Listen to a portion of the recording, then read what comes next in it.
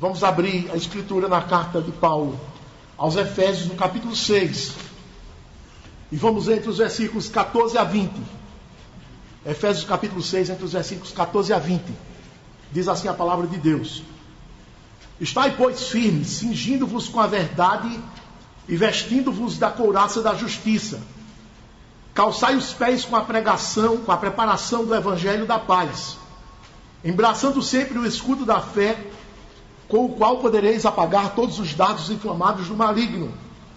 Tomai também o capacete da salvação e a espada do Espírito, que é a palavra de Deus, com toda a oração e súplica, orando em todo o tempo no Espírito, e para isso vigiando com toda perseverança e súplica por todos os santos, e também por mim, para que me seja dada no abrir da minha boca a palavra, para com intrepidez fazer conhecido o mistério do Evangelho, pelo qual sou embaixador em cadeias, para que em Cristo eu seja ousado para falar, como me cumpre fazê-lo. Amém. Vamos pregar nesta noite sobre como se proteger do inimigo espiritual. Nós temos, irmãos, inimigos espirituais, e eles são invisíveis, e eles são poderosos. Nós não os enxergamos, não os vemos, mas sabemos que eles estão espreitando, fazendo tocaia, maquinando, urdindo contra nós o tempo todo. Nós que somos crentes, nós que anunciamos a palavra de Deus, nós que vivemos testemunhando do Evangelho. E Paulo já falou sobre isso. E agora ele vai falar em detalhes como se proteger desses inimigos.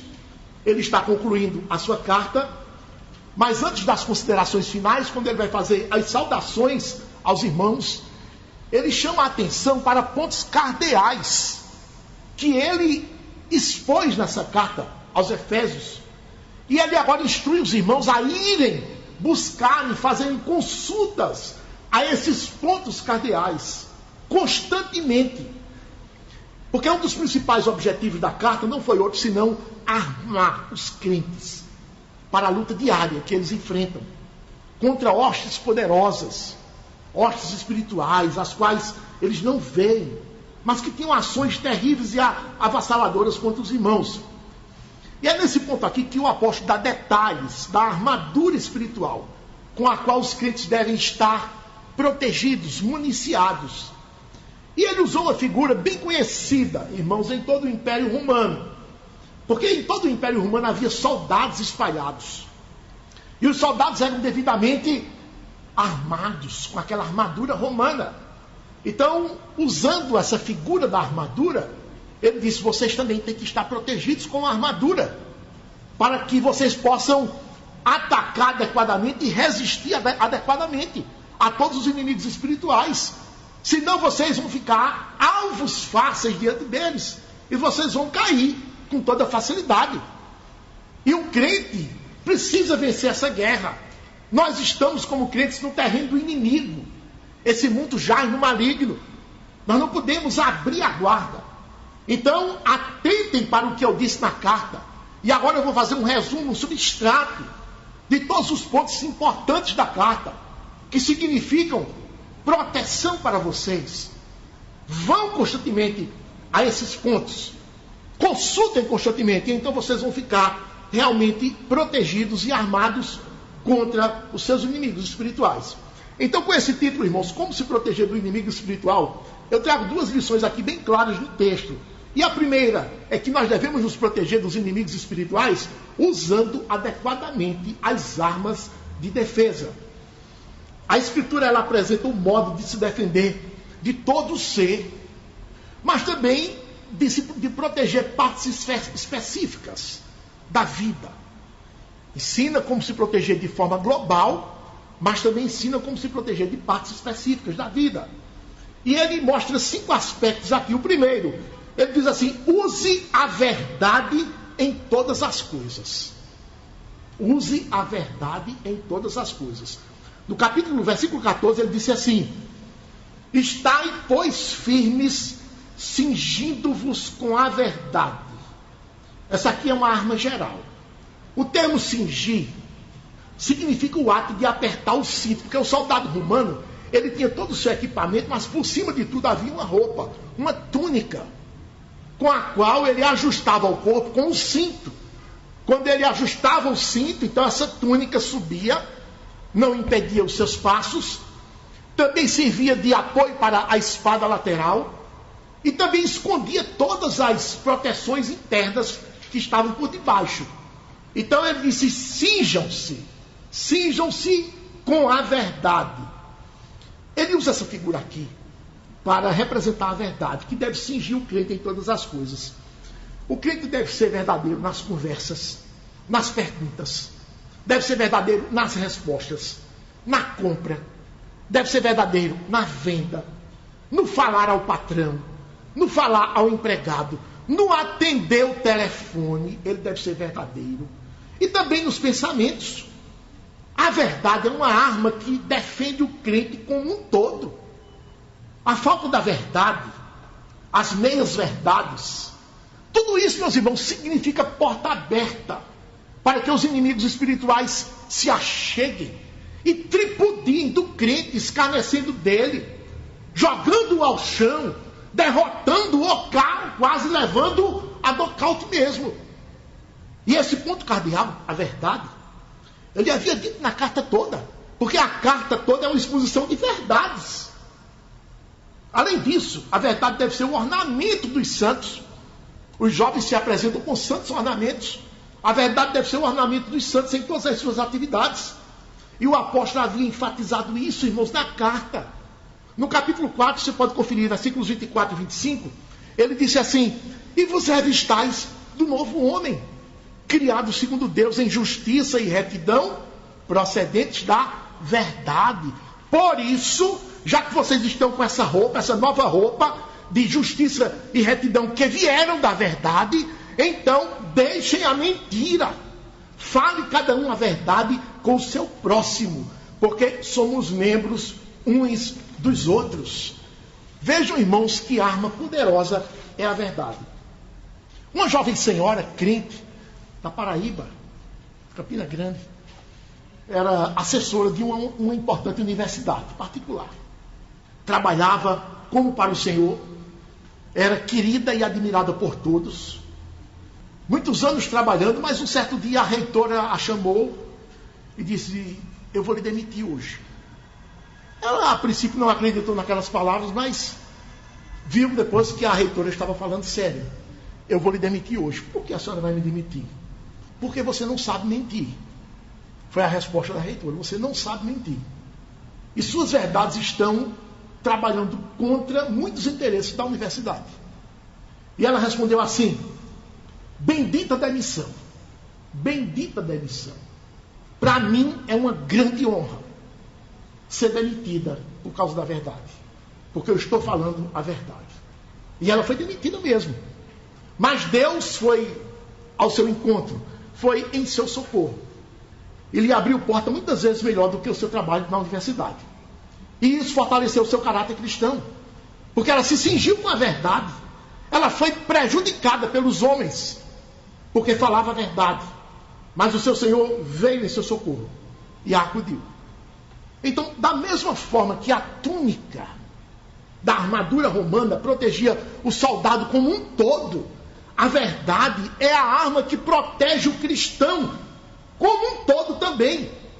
Um cristão mentiroso, cheio de meias verdades, escorregadio, meus irmãos, ele é sócio do diabo. É um sócio do diabo. O diabo é o pai da mentira. Nós sabemos disso.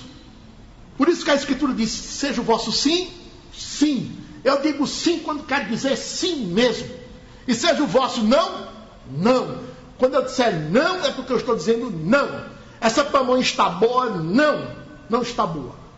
Diga não mesmo, irmãos. O que passar disso vem do maligno. Então, cinja-se com a verdade. É a primeira arma de defesa do cristão contra as hostes espirituais do mal que estão espreitando você para lhe atacar. A segunda arma de defesa é: seja justo em todo o seu proceder. Isso está no versículo 14. Quando ele diz assim: estáis, pois, cingidos, firmes, cingidos com a verdade, e vestindo-vos da couraça da justiça. A couraça é a figura de que protege o tórax. E isso está associado à prática da justiça. O tórax, meus irmãos, representa aquilo que é mais visível nas pessoas. Lá vem fulano. Então você vê pela estampa da pessoa. O porte da pessoa está bem definido pelo tórax. Pois é exatamente a prática da justiça ou da injustiça o que mais aparece nas pessoas. Quando alguém é justo ou injusto, isso fica muito patente a todos. Todos conhecem rapidamente. As pessoas dizem, ali vai um justo. Aquele homem é um homem justo. Ó, ali vem um injusto. Te prepara. Vai trabalhar com aquele homem, Deus tenha misericórdia de ti. Ele é um injusto. É patente. É patente. A justiça ou a injustiça das pessoas. Por quê, irmãos? Porque os atos de uma pessoa facilmente são vistos. Basta olhar ao nosso redor, irmãos, e ver a classe política da nação. Que tristeza, irmãos, como os seus atos de injustiça são facilmente vistos por toda a nação. É um horror. Há uma voz, nós ouvimos, a classe política é corrupta, desonesta, afeita à impropriação indébita.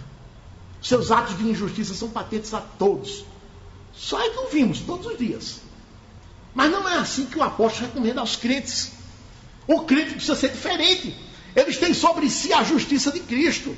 Estão vestidos da justiça. Então o seu modo de proceder precisa ser compatível com essa justiça de Cristo, com a qual ele está vestido. Paulo disse que quem de Cristo se revestiu deve andar como Cristo andou. Mas ele tinha dito isso na carta. E ele chama a atenção agora como resumo. Capítulo 2, no versículo 10. Ele disse aquele famoso versículo. Somos feitura dele, criados em Cristo Jesus para as boas obras. O cristão precisa andar fazendo as boas obras. São as boas obras, é a obediência à lei. São as boas obras de justiça. Aquela obediência que você não seguia antes de ser chamado. Agora você é chamado a seguir, realizar as boas obras, as quais Deus de antemão preparou para que você andasse nelas. No capítulo 1 de Efésios, no versículo 4, assim como nos escolheu nele antes da fundação do mundo, para sermos santos e irrepreensíveis perante ele. Isso é uma vida de justiça, irmãos. Santo e irrepreensível. No capítulo 5 de Efésios, no versículo 8, pois outrora eres trevas, porém agora sois luz no Senhor. Andai como filhos da luz. Isso é uma vida de justiça. Não pode haver uma vida de injustiça no seu procedimento. No versículo 15 do capítulo 5, portanto, vede prudentemente como andais, não como nécios e sim como sábios. Tudo isso, irmãos, nos convoca a uma vida de justiça, a um procedimento justo em todos os nossos atos. Não teria nenhum sentido para o cristão continuar andando na prática da injustiça como antes. Ser chamado para continuar praticando a injustiça. Ele tinha dito no capítulo 4, versículo 18, que antes de sermos chamados, estávamos obscurecidos de entendimento, alheios à vida de Deus, por causa da ignorância em que vivíamos, pela dureza do nosso coração. Era essa a nossa situação, mas agora não podemos mais proceder dessa forma. Então a arma da justiça é a arma fundamental para resistirmos ao inimigo espiritual, para que não sejamos acusados de um procedimento em desconformidade com a justiça de Cristo. Porque o inimigo, ele acusa, irmãos. Olha, você está agindo errado. Você não disse que está vestido de Cristo? Como é que você está procedendo dessa forma? Ele nos acusa. A prática da injustiça nos faria crentes derrotados, escarnecidos pelas forças espirituais do mal. Satanás facilmente nos derrota quando andamos em injustiça. Eu pergunto, você tem sido justo nas suas ações, meu irmão? Tem sido? Ou você é justo apenas naquilo que lhe convém? Você tem sido justo mesmo diante da perda pessoal? Você é justo a ponto de reconhecer que o seu inimigo está certo e você é errado? Ou você segura que ele está errado só porque é seu inimigo, sabendo que ele está certo lá no fundo do coração? Ande de acordo com a retidão. Seja justo, haja de conformidade com a justiça de Cristo, com a qual você está vestido. Não envergonhe o nome do Senhor, nem dê trela para os inimigos espirituais. Porque eles são muitos, são poderosos, você não os vê. A terceira arma de defesa que o apóstolo apresenta aqui tem a ver com o andar dos crentes. E ele diz assim: ande por caminhos retos. Isso está no versículo 15, do capítulo 6. Calçai os pés com a preparação do evangelho da paz. Aqui ele evoca os pés. E o que protegia os pés do guerreiro era o escarpe, que tanto permitia ao soldado andar por terrenos difíceis, como também permanecer fixo, estável, no solo na hora de um combate. O escarpe impedia que ele escorregasse. Se ele escorregasse diante do inimigo, seria fatal para ele. Então o escarpe o ajudava a fixar-se no chão, para que ele não escorregasse. Então o apóstolo associa a ele a preparação do evangelho da paz. O que significa essa palavra preparação? Ela tem um significado de firme, algo sólido, algo bem fundamentado. O sentido é o seguinte: o crente agora está em paz com Deus, conforme o evangelho. Preparação do evangelho da paz. Lembre-se que antes do evangelho você não tinha paz com Deus. Sua consciência lhe acusava de dia e de noite, acusando os seus pecados, a sua condenação. Você não tinha sossego. Você recorria a barbitúricos, ao álcool, às compras exageradas, aos choques da vida. Você precisava viajar, ter algum tipo de prazer, mesmo que passageiro. Você sentia que Deus se opunha a você. Essa era a sua condição antes do evangelho. Você não tinha paz com Deus. Para o ímpio, diz o meu Deus, não há paz, gritava o profeta. Mas uma vez aproximado de Deus, mediante Jesus Cristo, justificados, pois, mediante a fé, temos paz com Deus. Deus não é mais o nosso inimigo. Minha consciência não mais me acusa, não mais me condena. Então, essa verdade, irmãos, é uma garantia de que eu estou em paz com Deus. Deus não mais se opõe a mim. E o que tem isso a ver na minha luta espiritual? Eu posso brigar com o inimigo, certo de que o Senhor está do meu lado. Eu calcei os meus pés com a preparação do evangelho da paz. Estou firme com o evangelho que me trouxe, que me reabilitou a paz com Deus. Então isso deve me animar para o combate. Eu não estou sozinho, o Senhor está comigo. Antes ele se me opunha, hoje ele me ajuda. Hoje ele me conduz pelo caminho da vitória. Os inimigos são poderosos, eles armam ciladas contra nós. Eles urdem estratagemas malignos para nos derrubar. Mas o Senhor vê mais do que eles. O Senhor é mais poderoso do que eles. E o Senhor me ajuda a vencer. É isso que significa calçar os pés com a preparação do evangelho da paz.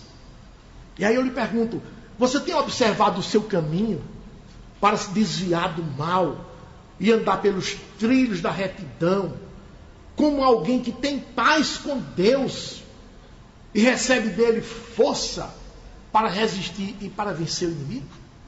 Tem sido esse o seu caso? Você, na sua luta, sente-se sozinho ou sente-se acompanhado pelo Senhor?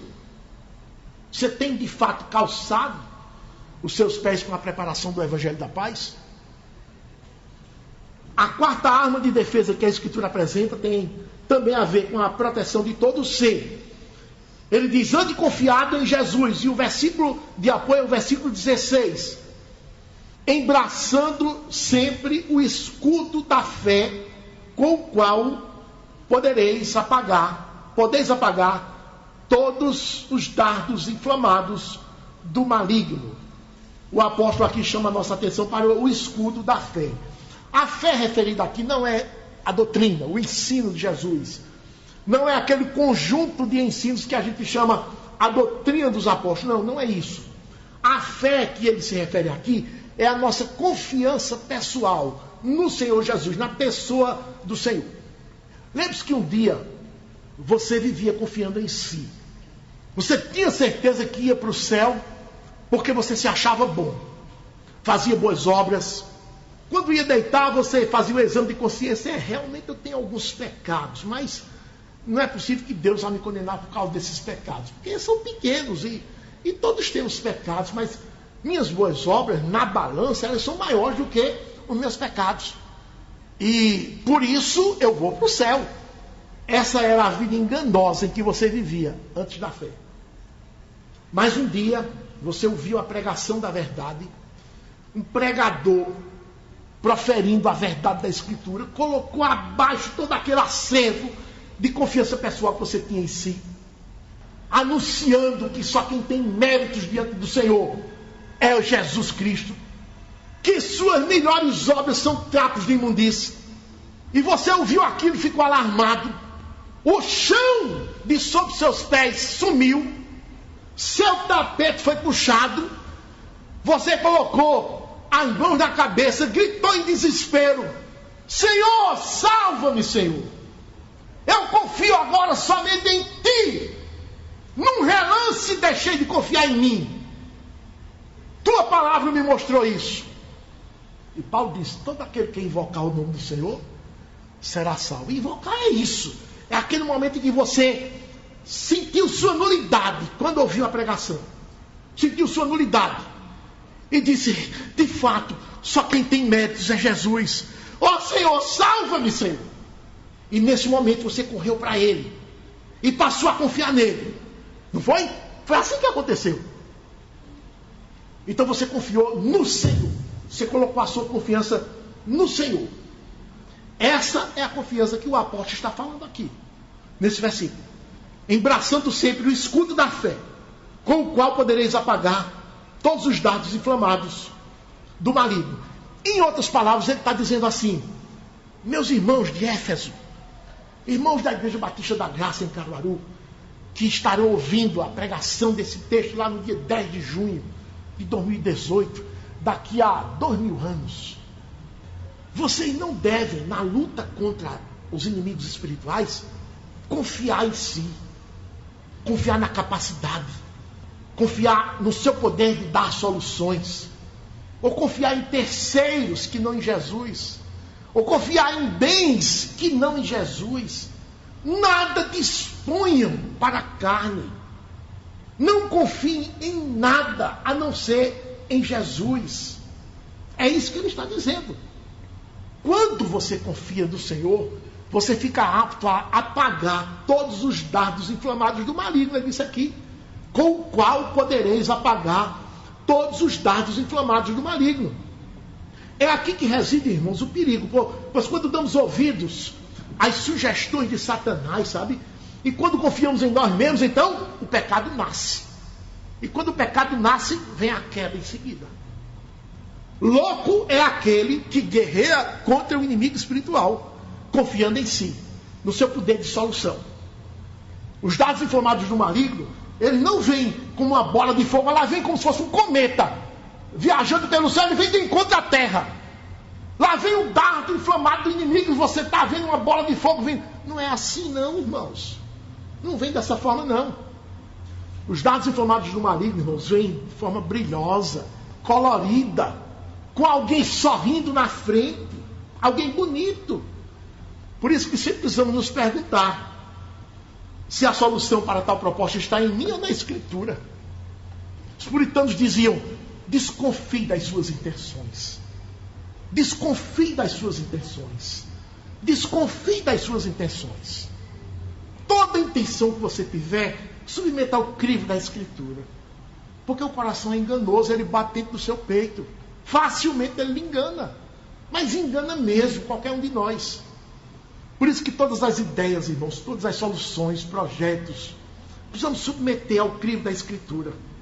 É isso que Paulo está dizendo: embracem sempre o escudo da fé. E vocês vão sempre conseguir apagar todos os dardos inflamados do maligno. Você vai desativar todas as bombas. Definitivamente não dá para confiar na carne, no braço do poder da carne. Essa capacidade pessoal que nós achamos que temos. Se assim for, irmãos, é queda certa, viu? É queda certa. Ninguém ouse trilhar por esse caminho. Confie em Jesus, é isso que ele está dizendo. Lá no capítulo 1, versículo 15, dessa carta, ele já tinha dito isso. Por isso também eu, tendo ouvido a fé que há entre vós no Senhor Jesus. Olha, irmãos, onde eu estou, eu escuto que vocês têm a confiança depositada em Jesus. Vocês aprenderam essa pérola da vida cristã, a não confiar em si. Quantos crentes há, irmãos, que confiam em si? Quantos crentes? Muitos crentes confiam em si. Confiam no seu poder de solução, no seu poder de resolver as coisas. Não buscam na Escritura. E Paulo lá longe disse, olha, eu tenho ouvido que vocês têm depositado a confiança de vocês no Senhor Jesus. Tenho ouvido isso. Capítulo 3, versículo 17. Ele disse assim: e assim habite Cristo no vosso coração pela fé. Essa fé que vocês têm em Cristo, essa confiança nele, que ele habite no coração de vocês. Que maravilha, né, irmãos? A autoconfiança é um problema muito sério na vida do crente. Tinha um apóstolo chamado Pedro, que era o rei da autoconfiança. Era um homem do colégio apostólico de Jesus. Mas era um homem, irmãos, que não confiava em Jesus, não. Ele confiava só nele. Confiava em si. Era uma coisa séria. Jesus dizia uma coisa, ele dizia o contrário. Olha, eu vou partindo para Jerusalém para morrer. Senhor, vira essa boca para lá. Diz isso de ti não, Senhor. Repreendia Jesus. Olha, vocês vão me deixar, vocês vão me negar. Senhor, assim, todo mundo que negar, eu não negarei. Era um homem, irmãos, uma infantilidade tremenda na autoconfiança. E Satanás o tempo todo, olha em quem ele confia. Ele não confia em ti não, Jesus. Ele confia em si. Manda ele para cá para dar uma ajeitada nele. Ele pediu a Jesus, irmãos, e Jesus deu. Jesus entregou Pedro na mão de Satanás. Toma! Dê uma peneirada nesse cabra aí. E Satanás deu. Em Lucas capítulo 22, está esse episódio, que é um episódio que se repete todos os dias na vida do povo de Deus, na vida dos crentes, cheios de autoconfiança. Lucas capítulo 22, a partir do versículo 31, Jesus disse: Simão, Simão, Simão é Pedro, né? Simão Pedro. Simão, Simão, eis que Satanás vos reclamou para vos peneirar como trigo. Irmãos, isso mostra que ele está assim, olha, ele na espreita, ele está observando, ele não dorme não, está o tempo todo espreitando você, vendo seu modo de proceder. Olha, cheio de autoconfiança.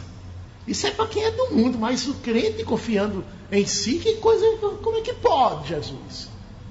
Satanás vos reclamou para vos peneirar como trigo.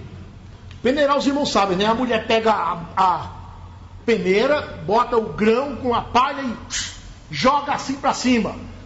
Tem que ser feito uma noite de vento, um dia de vento, não tão forte. E o vento, quando ela sopra, joga para cima, o vento leva a palha e fica o grão cai e ela recolhe o grão, e bota novo carregamento, fica fazendo aquele movimento todo, e a palha vai embora. A palha é a autoconfiança. A autoconfiança é chamada de palha, não serve de nada, só presta para ser lançado no fogo.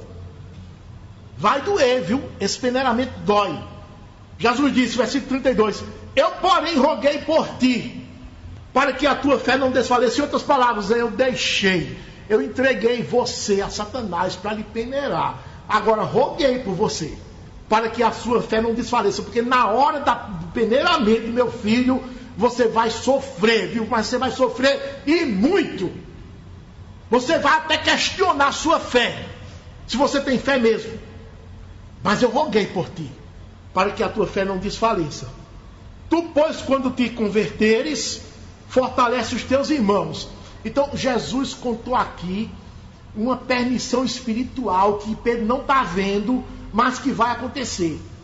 Pois, irmãos, quando Jesus terminou de dizer isso, veja o que foi que Pedro disse. É inacreditável. Ele, porém, respondeu: Senhor, estou pronto a ir contigo, tanto para a prisão como para a morte. Meus irmãos, que pena dá, viu? Mas Jesus lhe disse: afirmo-te, Pedro, que hoje 3 vezes negarás que me conheces antes que o galo cante. Nós somos assim, irmãos. Esse é o retrato do nosso coração. Nós somos esse Pedro aqui. Pedro nos representa aqui. Sabemos o resultado dessa autoconfiança. O crente que insiste em mantê-la, ele também é peneirado por Satanás, como trigo. Depeneirado. Eu pergunto, você embraça, meu irmão, sempre o escudo da fé? Onde é que está a sua confiança? Está em você ou está em Jesus? O que é que você responde? Você se acha capacitado, suficiente, com respostas para tudo? Você é aquele que sabe tudo? Você se considera ter todas as soluções? E raramente busca no Senhor? Eu só busco no Senhor os casos muito difíceis. O resto eu resolvo pela minha experiência. É assim que você procede? Você é essa pessoa? Você fala com humildade ou com empáfia? Você aceita a palavra do Senhor, desmente o Senhor na cara dele, como Pedro fez. Portanto, meus irmãos, nada de confiança pessoal, viu? Aquele que assim procede está com a guarda aberta diante de poderosos inimigos e facilmente é derrotado. Facilmente é derrotado. E a quinta arma de defesa, Paulo diz, lembre-se que você é um salvo. Isso está em Efésios 6,17. Na primeira parte. Tomai também o capacete da salvação. Capacete protege a cabeça. A cabeça é a cabine de controle do corpo. Como a cabine do avião, onde estão os pilotos. Como a sala da presidência. Como o gabinete do timoneiro do navio. Dali saem os comandos, as ações, as reações. Perdendo-se a cabeça, perde-se a batalha. Perde-se a guerra. Não se pode perder a cabeça. Perdendo-se a cabeça, tudo cessa. Que a cabeça é o centro nevrálgico daquilo que representa o comando e o domínio. Numa luta de um soldado romano com um inimigo, ele precisava proteger a cabeça. Porque se a cabeça ficasse, se ele perdesse a cabeça, ou mesmo a cabeça ficasse avariada, ele perdia a condição de combate.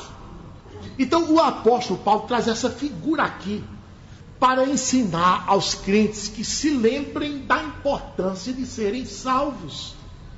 Explicando melhor, o crente só luta porque se considera salvo. É ou não é? Você só luta porque se considera um salvo. Então você luta a favor do reino de Deus. Você guerreia as guerras do Senhor como um súdito do reino. Pergunto, qual é o interesse que você teria de lutar por um reino espiritual se você não soubesse, não tivesse certeza que era desse reino? Você não teria nenhum. Então eu luto pelo reino de Deus porque eu sou dele, porque eu sou um salvo. Então você se diz isso. E é aqui que entra a estratégia do inimigo. Qual a estratégia dele? A estratégia do inimigo: colocar dúvidas na cabeça do crente sobre a sua salvação. Como pastor, eu já ouvi tantos crentes, pastor, acho que eu não sou salvo não. Pastor, eu não tenho certeza da minha salvação. Pastor, eu acho que eu estou longe de ser salvo. É sempre, sabe, irmãos, aquele pensamento da salvação pelas obras. O povo tem muita dificuldade de entender a salvação pela graça. É sempre assim, o resquício da salvação pelas obras. Para o inimigo, se o crente tiver a certeza da sua salvação prejudicada ou anulada, ele vai perder o ânimo completamente. Ele vai se sentir desencorajado para lutar, porque ele vai dizer assim: de que me adianta lutar por um reino ao qual eu não pertenço? Não é isso? Vou lutar por quê? Se eu não pertenço a esse reino. Aí cruza os braços. Sou crente em casa mesmo. Quando o crente diz isso, irmãos, a sua cabeça foi avariada. O inimigo com espada avariou sua cabeça. E ela está ferida, está comprometida seriamente. Por isso que o apóstolo grita: protejam suas cabeças com o elmo da salvação, com o capacete da salvação. Uma criança, quando nasce, ela não sabe que nasceu. Com o passar dos dias e das semanas, é que ela vai tomando tenência, vai tomando consciência de que é um ser. Começa a pegar nas mãozinhas, né? Depois ela tem consciência dos pés, começa a pegar nos pés, começa a chorar, começa a olhar para as pessoas, rir, interagir com as pessoas. Aí ela começa a ter consciência de que é uma pessoa, mas demanda um tempo. Assim também se dá com o crente. Ele nasce de novo, ouvindo a pregação, mas ele nem sabe que nasceu de novo. Nem sabe. Não tem consciência que nasceu de novo. Mas aí, nos próximos dias, ele começa, irmãos, a ter vontades diferentes. Começa a ter vontade de conhecer a Escritura, começa a ler, começa a orar, mesmo sem saber, ora do jeito dele. Começa a ter uma necessidade irresistível de estar em todas as reuniões da igreja, junto àquele povo. A presença daquele povo faz bem. Os assuntos conversados são interessantes. As palestras ele fica só vendo. Aí ele vai crescendo, crescendo. Daqui a pouco diz: pastor, eu quero me batizar. Eu quero me batizar, pastor. E irmão, graças a Deus. Eu tenho realmente notado muito progresso no irmão. Pastor, pelo que eu vi aqui na Escritura, pelo que eu ouvi dos estudos da pregação, eu sou uma nova criatura. Porque eu tenho agora ódio do pecado. E eu tenho ansiedade pelas coisas da palavra de Deus. Tenho tomado prejuízo, tenho brigado em casa com minha esposa, com meu marido, meus filhos, meus pais. Estou com ameaça de perda de emprego. Porque o patrão mentia lá junto com o patrão, e agora não estou mais mentindo. E ele me ameaçou me botar para fora, e eu estou dando graças a Deus por isso. Estou louco que ele me expulse daquele trabalho. Que eu não aguento mais ficar naquele trabalho. Eu sei que eu vou penar, que eu vou sofrer. Mas eu estou louco que ele me demita logo. Nasceu de novo. Nasceu de novo. As confissões reformadas ensinam que um crente pode demandar algum tempo até que ele tenha essa certeza da sua salvação. Demanda um tempo. E as confissões ensinam também que essa certeza pode ser abalada. Ou pode até sumir. Você tem uma crise tão grande que você não tem mais nenhuma certeza de salvação. Veja, a salvação está no seu coração. Você é um salvo. Mas a certeza sumiu da sua vida. Depois você confira lá, no capítulo da certeza da graça da salvação. Daí a Escritura diz: meus irmãos, empenhem todo esforço para que vocês cresçam nessa certeza. A Escritura ordena isso. Porque a Escritura sabe que quanto mais certeza você tiver da sua salvação, quanto maior for essa certeza, quanto mais amadurecida ela for, mais você é um crente produtivo para o reino. E quanto menos ela for, mais você vai estar exposto, sabe, aos inimigos. Vai ser aquele crente improdutivo.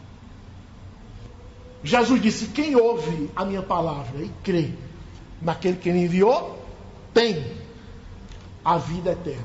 João 5,24. São versículos são textos que nos estimulam. Eu ouvi a palavra. Eu creio em Deus. Tenho mudado de vida. Odiado o pecado, amado a santidade. Então, segundo a palavra, eu sou um salvo. Isso vai lhe fazer crescer. 1 João 5, versículo 13. Estas coisas vos escrevi a fim de saberdes que tendes a vida eterna. Eu escrevi para que vocês tenham certeza da vida eterna. Foi esse o propósito. 2 Pedro, capítulo 1, versículo 10.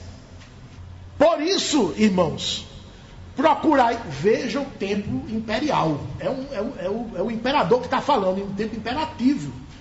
Por isso, irmãos, procurai com diligência cada vez maior confirmar a vossa vocação, vossa chamada e eleição, porque procedendo assim não tropeçareis em tempo algum. Definitivamente eu sou do reino de Deus. Deus quer que você chegue a esse ponto de dizer: definitivamente eu sou do Senhor. Eu não tenho nada a ver com esse mundo. Eu estou nesse mundo, mas não sou desse mundo. Estou aqui como guerreiro para guerrear as guerras do Senhor. Esse é o meu propósito aqui. Então, quanto mais certeza da salvação, se você tiver, mais ânimo para a luta cristã contra os inimigos espirituais. Por isso, Paulo disse: olha, mantenham a cabeça protegida com o capacete da salvação. Vocês são salvos, irmãos. Confirmem isso na vida de vocês, para que vocês saiam desse mundo e passem para o mundo celestial. Embora estejam com os pés aqui, guerreando aqui, mas o foco é outro. Por isso que eu lhe pergunto: você tem certeza da sua salvação?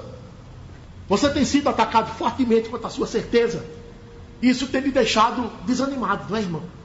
Tenho certeza que isso acontece com muitos. Certifique-se cada dia mais da sua salvação e eleição. Porque fazendo assim você será um crente maduro, um crente forte para a batalha, que odeia as coisas desse mundo e ama as coisas do Espírito. Essas são, irmãos, as armas de defesa anunciadas pelo apóstolo. Essa é a primeira lição, mas tem uma lição mais rápida, a segunda, quando ele fala das armas de ataque. Como se proteger do inimigo espiritual? Também atacando. Ataque com as armas espirituais.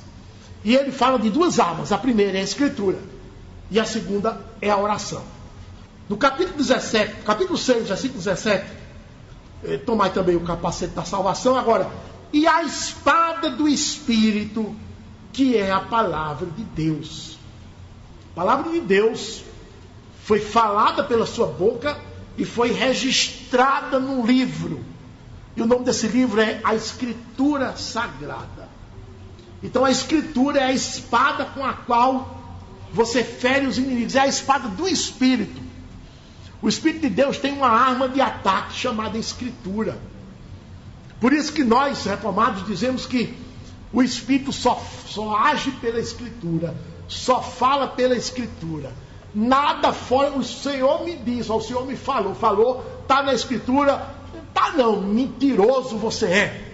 Pode dizer com toda segurança, você é um mentiroso. Está associado com um demônio, porque o Espírito só fala pela Escritura. É a espada do Espírito. Então, essa espada está ao nosso dispor, nas nossas mãos. É com ela que nós ferimos os inimigos. Quando nós pregamos a palavra de Deus, nós não temos noção, irmãos, do estrago que o nosso ataque faz nas hostes espirituais do mal. Não temos noção. Que está pregando, parece que eles ficam em polvorosa quando a palavra de Deus é pregada. Por isso que Jesus foi fortemente atacado pelos inimigos espirituais. Mas ele sempre com a palavra. Sempre com a palavra. A gente tem aquele texto famoso de Lucas 4, né? Quando Jesus foi atacado pelos inimigos espirituais, que usaram até a palavra, viu? De forma torcida, de forma adulterada, mas Jesus rebateu de forma firme, veemente. Lucas 4, Jesus cheio do Espírito Santo voltou do Jordão e foi guiado pelo mesmo Espírito no deserto, durante 40 dias, sendo tentado pelo diabo. Nada comeu naqueles dias, ao fim dos quais teve fome. Disse-lhe então o diabo: se és o Filho de Deus, manda que esta pedra se transforme em pão. O sujeito com 40 dias sem comer, irmãos, imagina a fome. Te passa da hora do café, dá uma roncadeira no estômago, passa da hora do almoço, você fica louco.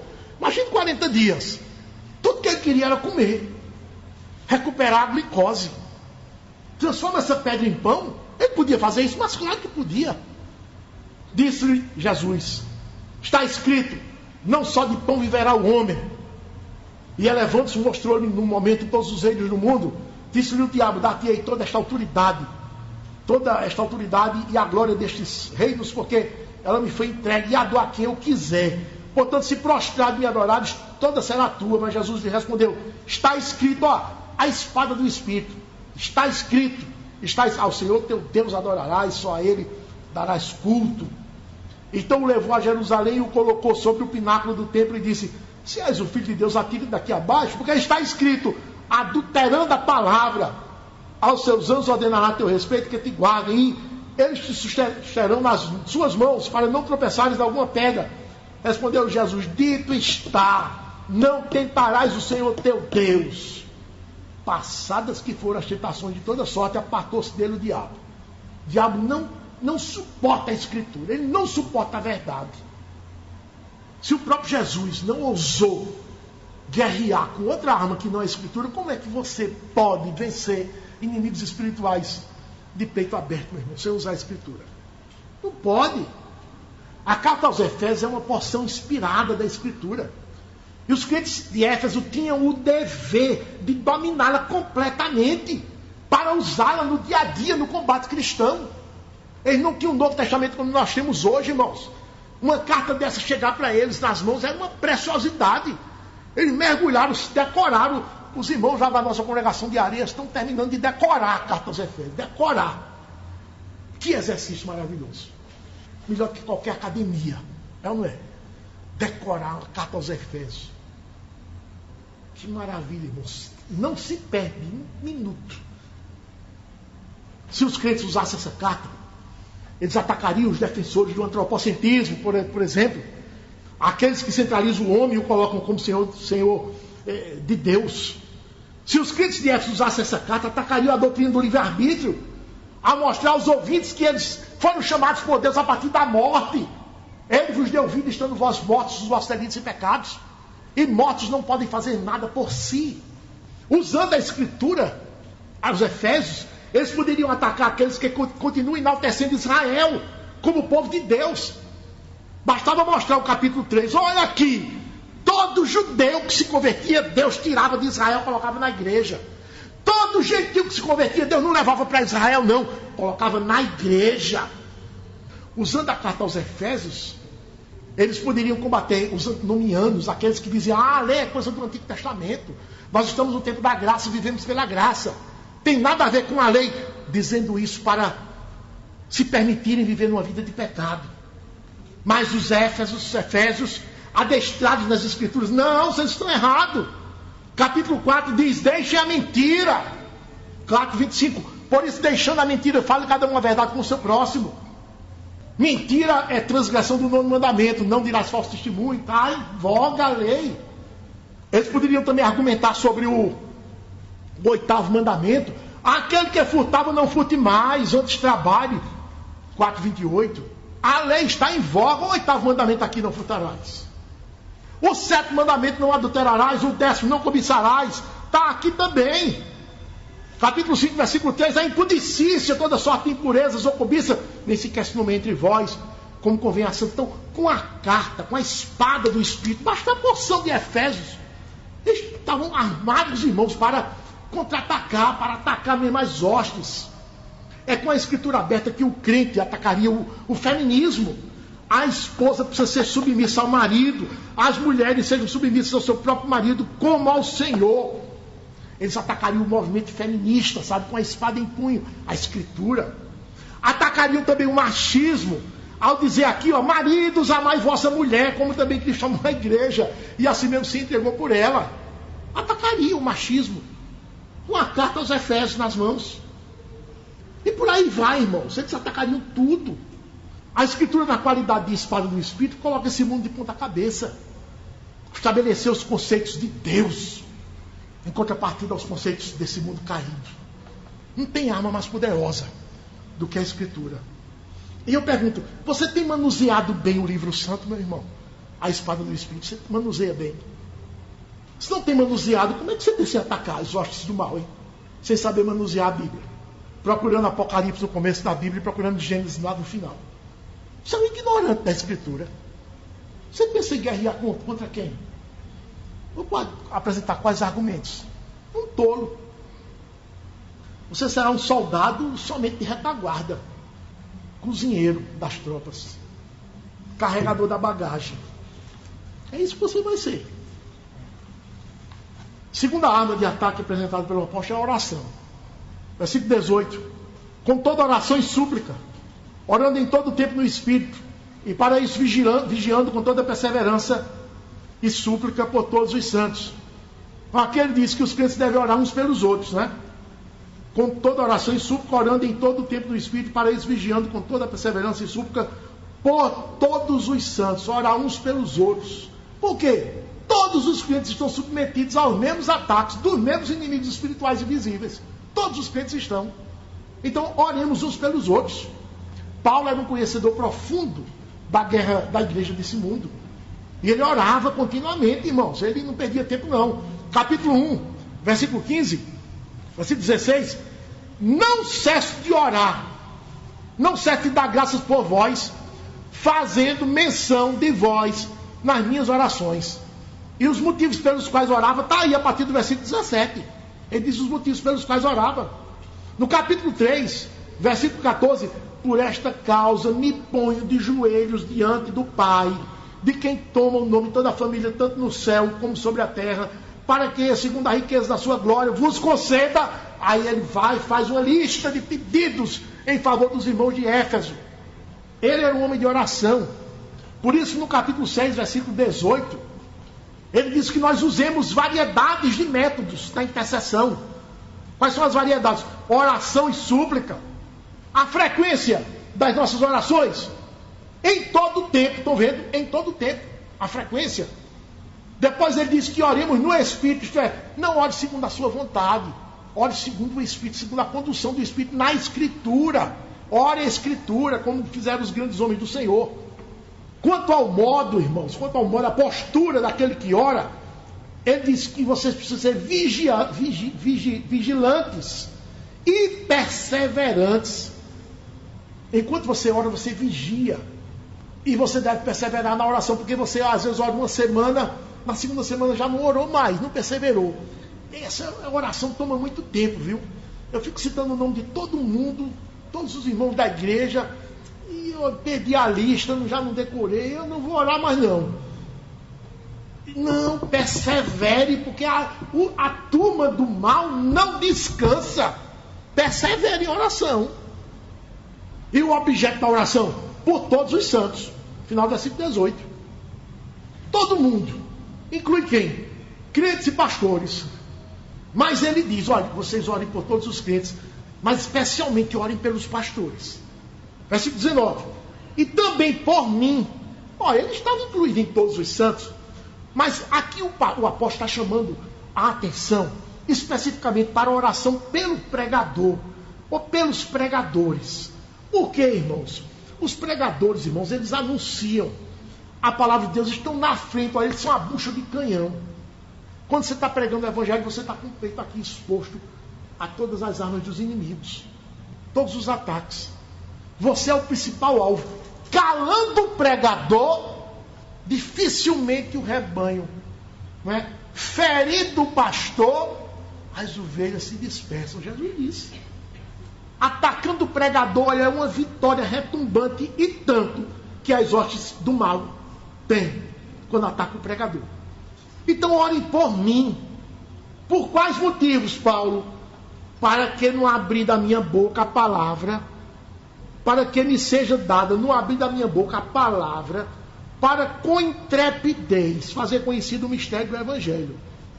Então vamos orar para que o pregador tenha intrepidez, como nós ouvimos aqui no fim de semana passado, um pregador intrépido, perseguido até o dizer basta, mas intrépido, não arreda de pregar a verdade, não arreda, sofre, que só qualquer coisa que você conheça que sofra muito, mas ele não arreda de pregar a verdade, para fazer conhecido o mistério do Evangelho.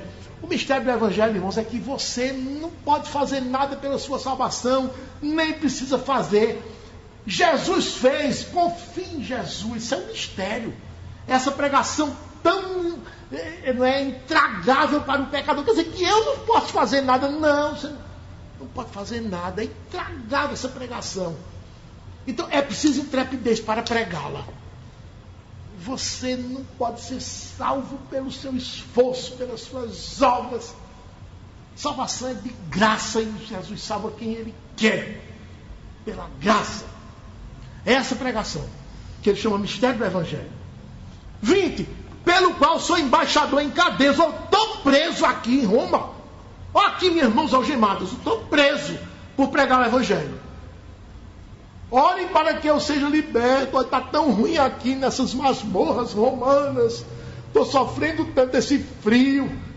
Embaixador em cadeias, para que em Cristo eu seja ousado, mesmo preso, eu quero pregar o Evangelho. Olha, o imperador permitiu que as pessoas pudessem visitar Paulo. Judeus e gentios visitavam Paulo lá em Roma. Ouviam a verdade e muitos se converteram. A própria guarda pretoriana, os soldados do imperador que tomavam conta do apóstolo se converteram. Ele preso. Mas não pediu que orassem para que ele fosse solto. Pediu que orassem para que ele fosse intrépido na pregação. E que mesmo preso ele fosse ousado em anunciar que o homem é zero na salvação. E que só Jesus é quem salva. Pela sua vontade exclusiva. Você ora pelos seus irmãos? Você tem esse costume, tem esse entendimento? E pelos pregadores você ora? ora em todo tempo, persevera ou desiste. Ora um dia, 2, 3, já no quarto, no dia, não ora. Como é a sua perseverança? Eu concluo dizendo o seguinte, irmãos, essa é a forma de se proteger dos inimigos espirituais. Nós estamos em batalha, nós não estamos no recreio, não. Estamos em batalha. Os nossos inimigos são invisíveis, são poderosos, são espirituais. Mas o nosso Senhor é mais poderoso do que todos eles juntos. Graças ao Senhor. Um alerta. Isso não nos deve levar para aquele lado, para aquele corredor extremo de ver o diabo em tudo quanto é lugar. Como a turma dos carismáticos. Ver o diabo em todo lugar. Não, irmãos. Falar mais no diabo do que em Cristo, de forma nenhuma. Basta nos estar protegidos. Atenha-se a isso. Pregue a palavra e ore, que são as armas de ataque. E para a defesa, atenha-se em falar a verdade, em ser justo, em confiar no Senhor, em andar de forma reta, em se lembrar que é um salvo. Atenha-se a isso. Não dê atenção nenhuma ao diabo. Fora disso aqui que o Senhor está dizendo. Preocupe-se em estar revestido. Isso sim. Fazendo assim, você vai seguir avante nessa luta contra o inimigo maligno. E vai atacá-lo de modo eficaz. E vai estar protegido contra os ataques dele. Porque o Senhor lhe proveu a armadura, pela qual você pode ser vencedor. Quem tem ouvidos para ouvir, ouça. Amém.